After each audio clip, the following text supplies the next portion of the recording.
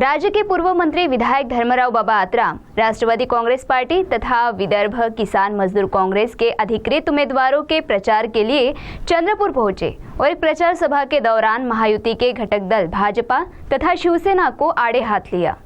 तो आइए सुनते हैं उपस्थितों को संबोधित करते हुए विधायक धर्मराव बाबा आत्राम ने क्या कहा।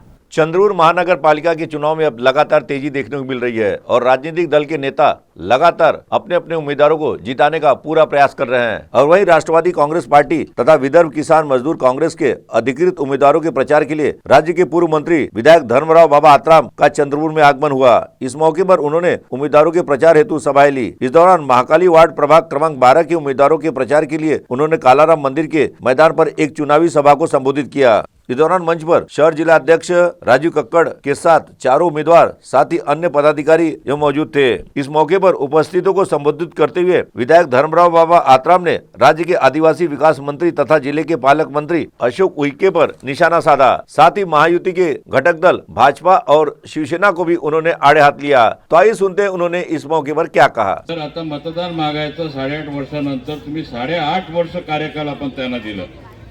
जे आज सत्तेमध्ये आहेत, सत्ता ज्यांच्याकडे आहे, पालकमंत्री आहेत, पालकमंत्री होऊन 13वा महिना चालू आहे। 13 महिने झाले। 13 महिन्यामध्ये या वार्डामध्ये येऊन तुम्हाला हा ग्राउंड बनवून देतो, सभागृह आदिवासी खाता त्यांच्याकडे, तर आदिवासीचा एक समाज मंदिर बांधून देतो येऊन सांगितले का? नाही। आदिवासी माणूस उइके साहेब आमचे चांगले मित्र आहेत, तर त्यांनी कधीतरी विचार केला का? येऊ द्या नवीन, काँग्रेसला पण सत्ता दिला, भारतीय जनता पक्षाला सत्ता दिला,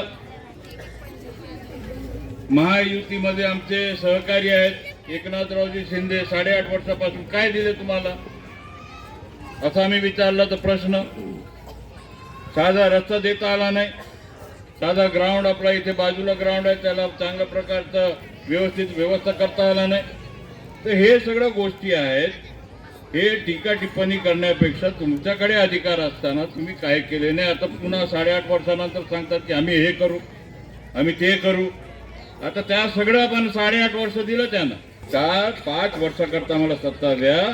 तुम्ही इथे सगळे नजूरच्या जागामध्ये राहताय, तुमच्याकडे प्रॉपर्टी कार्ड नाही, प्रॉपर्टी कार्ड करून देण्याची जबाबदारी आमची राहील।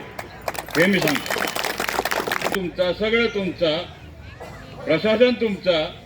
आणि हे सगळं राहिल्यानंतर गरीब माणसाला, गरीब दलित माणसाला, आदिवासी माणसाला, अनुसूचित जाती माणसाला, ओबीसी माणसाला कधी विचार केले? तुम्ही येऊन विचारले का घर आहे का नाही?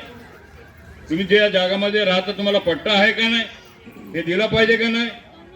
तर हे सगळं विचार करण्याची वेळ आता आलेली आहे। सगळ्यांच्या लग्न लावून दिलं तुम्ही, फक्त राष्ट्रवादी सोडून। म्हणून राष्ट्रवादीच्या यावेळी 15 तारखेला लग्न लावून द्या, तुमचं कल्याण झाल्याशिवाय राहणार नाही, हे सांगण्याकरता मी आहे। हा चंद्रपूर जिल्हा आमचाच होता पहिले, आम्हाला कशाला जावं लागत तिकडे? का आम्ही गडचिरोली जिल्हा वेगळा केला? कारण की इथे जे नेते होते सगळं आमच्यावर अन्याय करत होते।